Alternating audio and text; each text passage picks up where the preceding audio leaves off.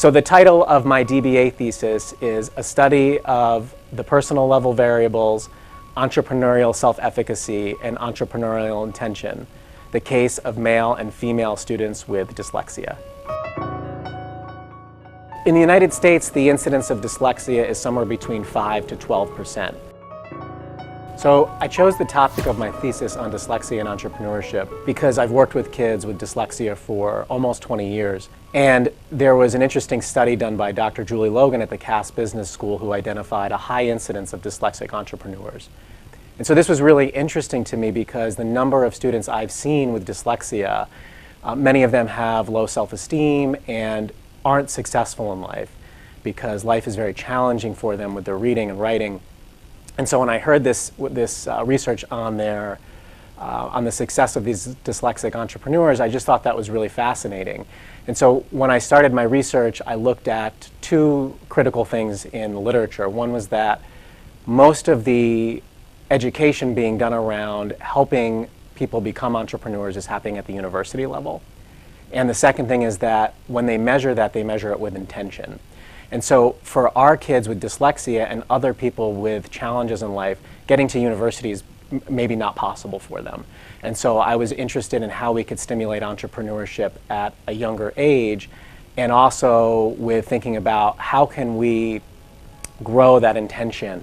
What are the underlying antecedents to the intention models that we can help promote for those younger children?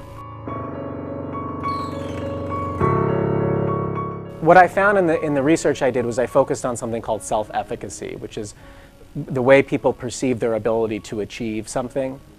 And what I found was that people with dyslexia, and also females, rate themselves lower, feel less competent about their ability to achieve certain aspects of what would help them be a successful entrepreneur, things like problem solving, leadership, managing money.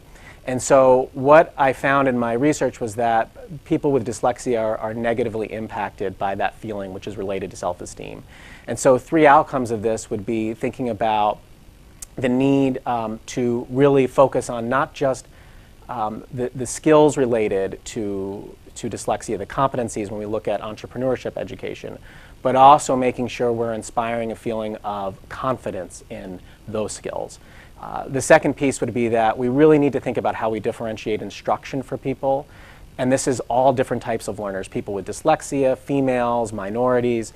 So thinking about when we deliver entrepreneurship education, it's not just about teaching those skills and fueling the competencies of and confidence, but also about thinking about that it needs to be differentiated based on the student audience. And the third thing I found was an overall high interest in entrepreneurship in this adolescent population. So we looked at students between the ages of 13 and 19 years of age, and across all the different types of students that I surveyed, and we had nearly 1,000 respondents to this survey, entrepreneurship was the #1 career choice among these students. So it speaks to the need to really think about how do we take that desire and interest in entrepreneurship and fuel it at a younger age before students get all the way to the university level.